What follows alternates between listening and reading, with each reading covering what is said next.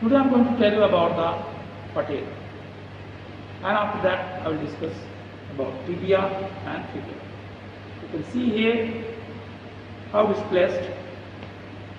So it is just in front of the knee joint. It is also called the knee cap. It is the largest sesamoid bone in our body.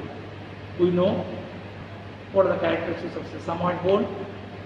These bones are developed in the tendon of the muscle, number one. They don't have any periosteum. They don't have any Haversian system. They are seed-like. So that's why they are called sesamoid bone. The patella, it is a triangular bone. There will be lateral border, medial border.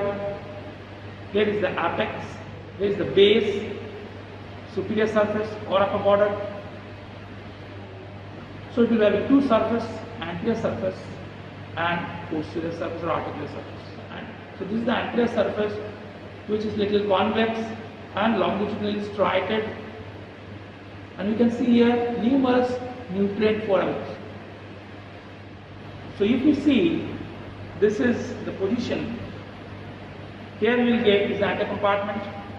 So all the quadriceps muscles, rectus, vastus intermedialis, vastus medialis and vastus lateralis, they all come and attach to the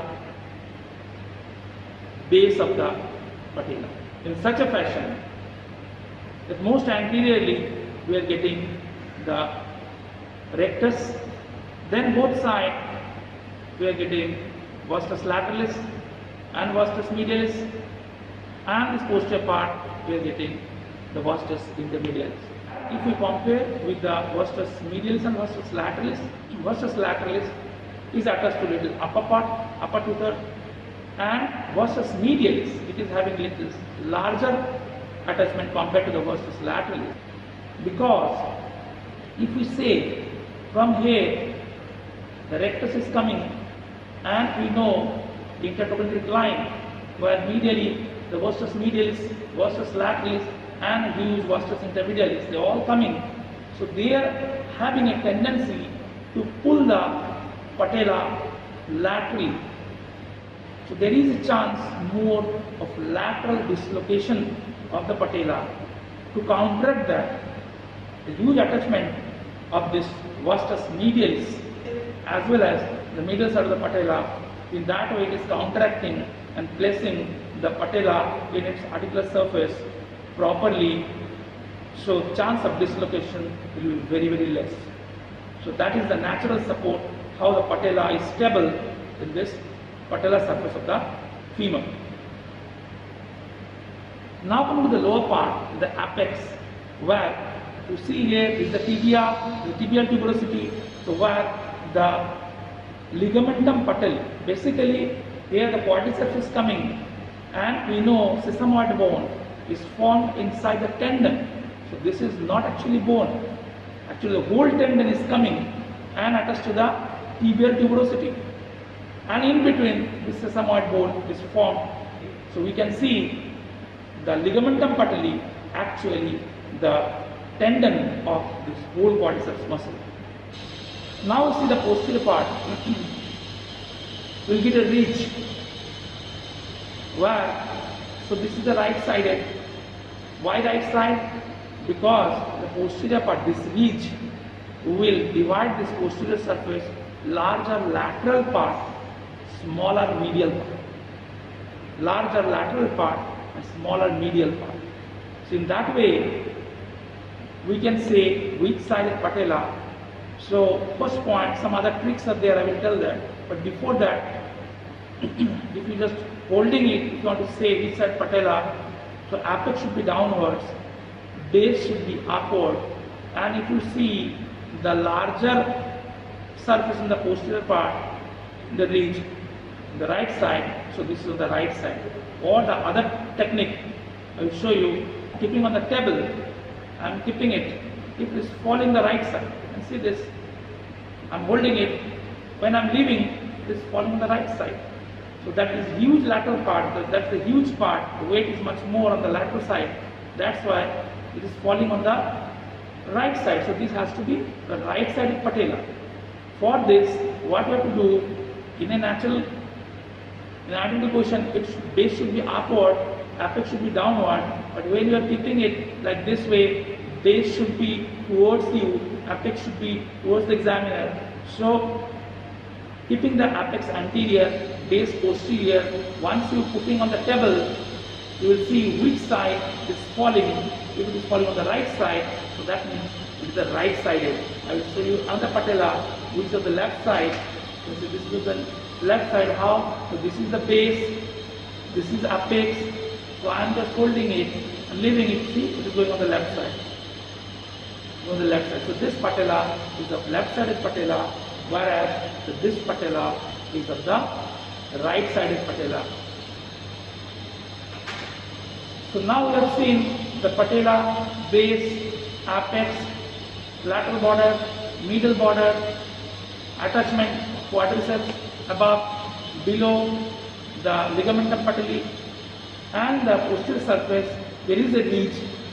So once this ridge is coming, patella will see from like this way. So it will fit on the V of the articular surface of the femur. So you can see this was the femur. If I am seeing from there, you can see this V. So this V is for this ridge where the patella will fit in between the two condyles of the femur. This V-shaped articular surface is fitting with this posterior ridge of the patella. So this is right sided patella, you can see from posterior side. So now we can divide this posterior surface into lateral surface, medial surface, the most medial surface. Now if we divide this whole area, leaving this most medial surface, now I am considering this lateral surface and this medial surface. I am leaving this most medial surface. So I am drawing two horizontal lines. So this is the upper border, this is the lower border. Another two horizontal line is coming in such a way that we can divide this whole area, this lower lateral part, lower medial part, middle lateral part, middle medial part, upper lateral part and upper medial part. So we can divide this whole area into 6 parts, where lower lateral part, lower medial part, middle lateral part, middle medial part, and the upper lateral part and upper medial part. Why this is? Because of the knee movements, the maximum extension to the maximum flexion. Because this surface is attached to the V-shaped articular surface of the lower part of the femur in between the condyle. So during this flexion and extension, how this patella is moving up and downwards, that we'll see, and in that way these 3 parts are getting tightly attached with this patella surface of the femur, that we'll see.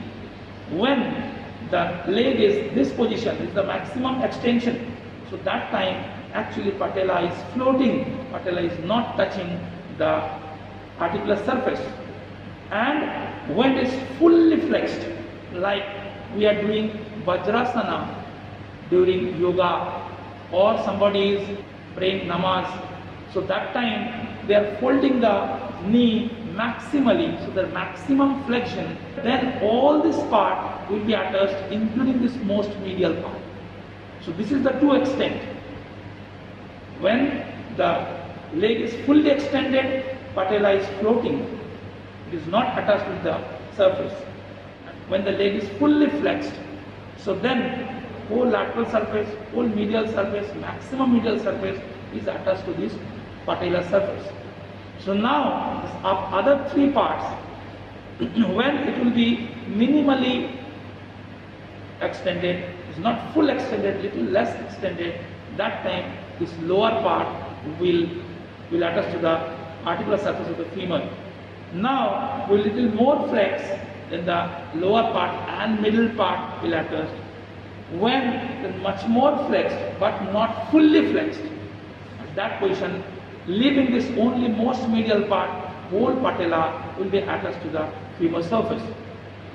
At the same time, we will see whenever from this extension position, we will start flexing, the patella, maximum extension patella will be quite higher and floating.